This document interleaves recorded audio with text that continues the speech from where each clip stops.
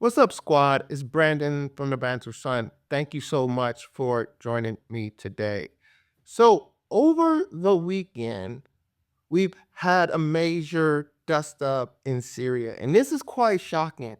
Well, many believe this Syrian civil war, the largest, considered one of the largest, uh, most deadliest acts of the 21st century, this civil war, which claimed over 500,000 people, it was seen to be coming to an end. And over the weekend, a group by the name of Hayat al-Sham, HTS, basically believed to be operating in Idlib, right next door, was able to amass a major attack onto the second most populous city within Syria, Aleppo. So Aleppo, as far as prominence in Syria and demographics, is second only to Damascus. So this group HTS doing this attack on Aleppo really shows the strength that this group has been able to amass and to carry out.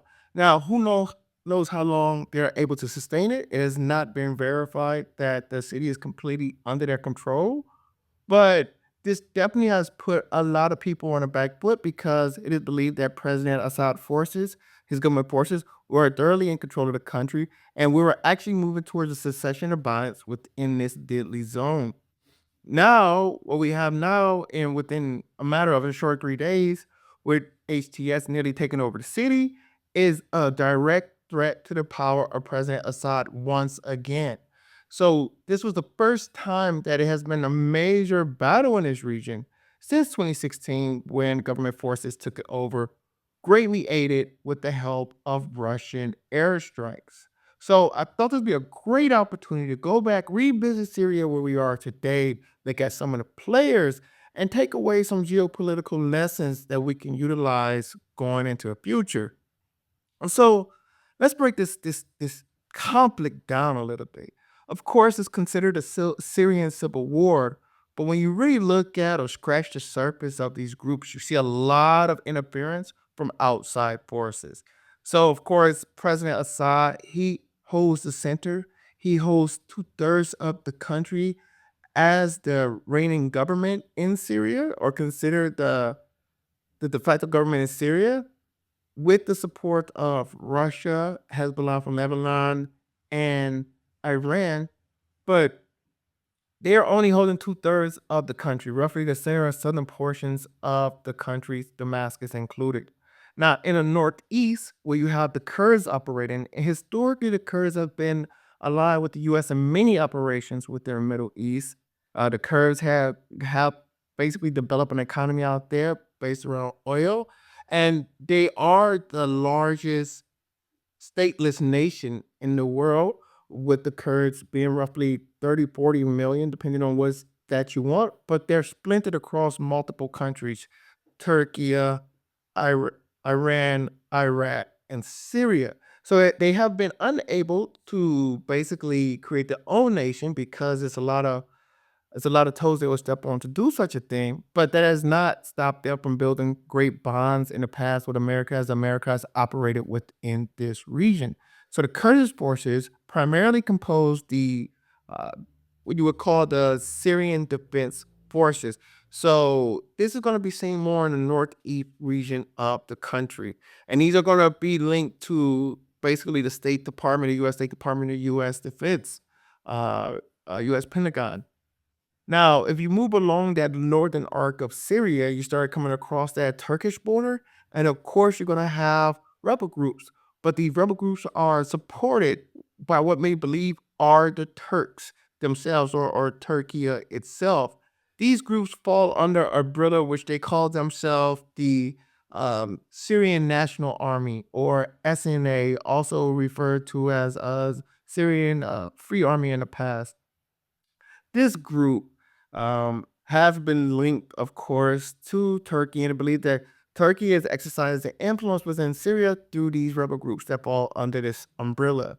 And adjacent to that, you have more rebel groups. These groups are considered more of a jihadist hodgepodge, and the most powerful one of them, of course, is HTS operating in Idlib. So from Idlib, it believed that it was headquarters and a base of operations for the attack that HTS was carrying out on neighboring Aleppo. Now, so this whole northern arc of Syria is under duress by opposing government forces. And if we continue along the edges, we go back down towards the southern edge or the southwestern edge, you have the occupied Golan Heights. This is where Israel operates in, and Israel has been operating within the Golan Heights since the Six Day War in 1967. There's been much contention about Syria wanting this land back, currently occupied by the Druze, but governed and under the authority of Israel. So Syria's been sieged on all these sides.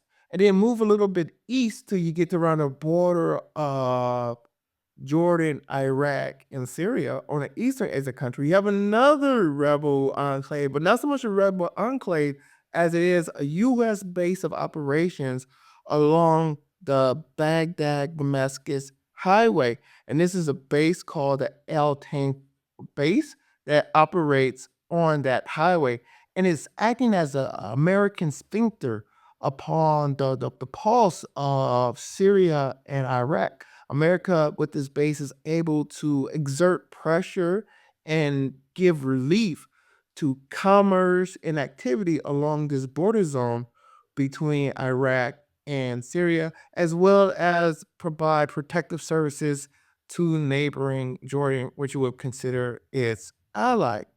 So when you look at all of these aspects, you can see how besieged and fragmented Syria is and how tenuous its current makeup is. Now, with the recent attack on Aleppo, I think this really calls out something strange because it really hasn't been that much activity.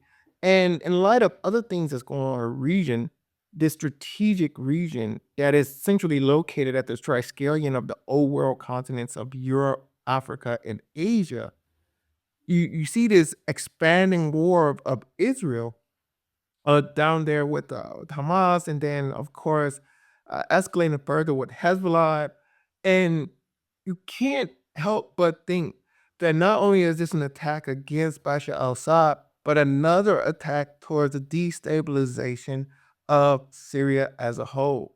And I think one of the things that really stood out to me is there was just an American election, and this conversation was not even at the forefront of it.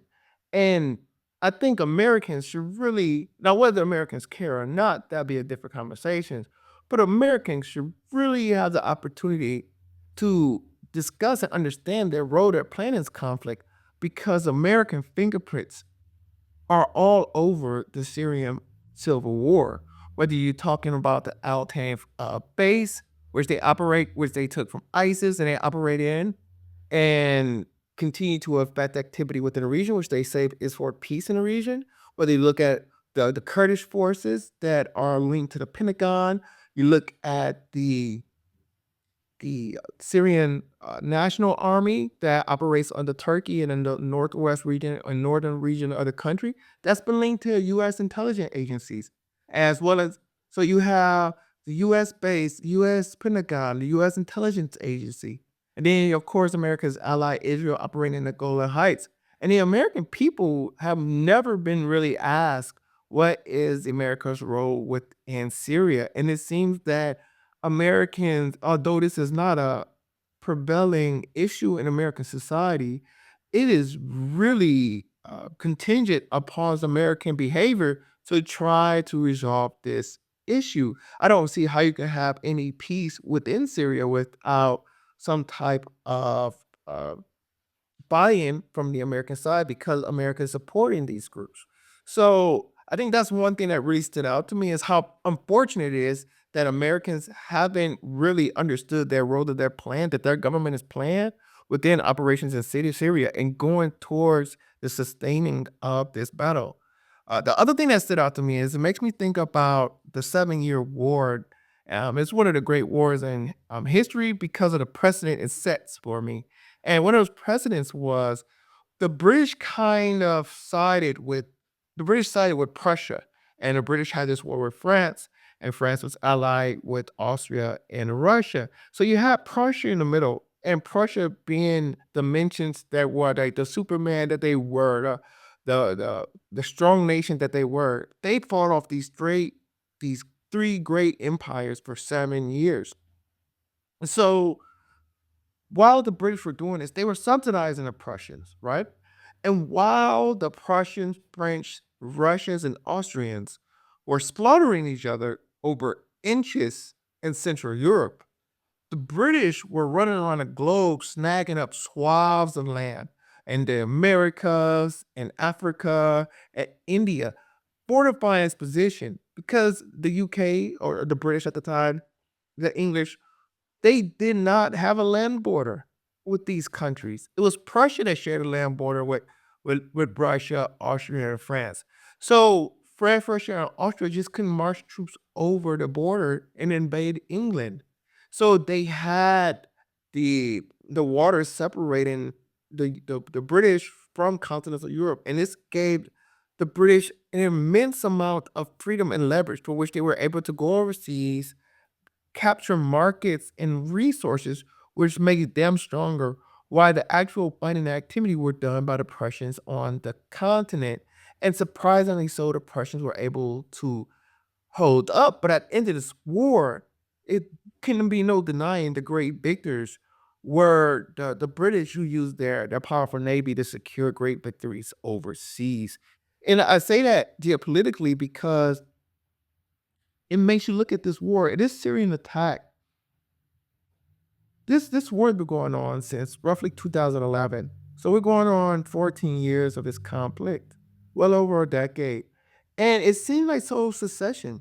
And it seems that it's like this because, as the great George Orwell quote goes, the war is not meant to be one, it's meant to be continuous. And this war has done nothing but cause great pain and conflict for the region, Syria in particular, but for the region in general, especially consuming resources. I always think about the Cuban-Russia relationship, or how Cuba was such a drain on the Soviet Union.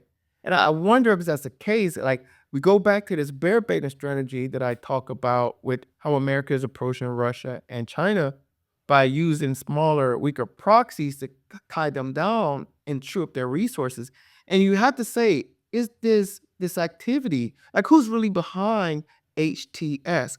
Who told HTS this was a buying time to try to take Aleppo or to attack Aleppo? And is it really an effort to take over the country, or is it an effort to occupy and drain Russian and Syrian forces once again, while the bigger battle is being fought somewhere else, just like the British used the Prussians to fight in Europe, or the bigger battle or the bigger victory for the UK, for the British within that 7 Year War was overseas. And the last thing I would say, and this is bringing geopolitics to your day to day, is never conflate activity with progress. You can be busy and you can be stagnant. And it's important to distinguish between those two concepts. The Syrians, there's this war, nobody has suffered more from this civil war than Syria. And it's a matter of inches. So we always go back to who's really doing what for why. Because it seems as though the war really isn't meant to be won against a side. If he falls, good. If he set the power, good. I think both sides agree with that. If he falls, cool. At least they get their resources back. But this continual drain by nations that are not directly involved but support the efforts. A lot of people say the Turks are behind large scale theft, or the Turkish administration, President Erdogan's administration, is behind large scale theft of oil, trading with ISIL groups within northern Syria. So why would Turkey want this conflict to end if they're benefiting greatly from stolen oil? Now, of course, the Turkish administration denied this vehemently, but this is what the Russians say they have caught the Turkish administration doing, stealing oil from chaotic regions or regions under control of ISIL fighters within northern Iraq and Syria. And which means that you have these global acts actually concealing greater personal gains beneath the political veneer. So this is obviously a conflict we're going to continue to monitor, but I think all these activities combined, we can safely say that Syria is merely a pennant in this great game and not the crown. So we'd love to hear your thoughts. Comment below if you have any thoughts on the context, or you have any insight that you would like to offer. Like, share, subscribe if you enjoyed the video. I look forward to hearing from you. Until next time, take care. Bantu up.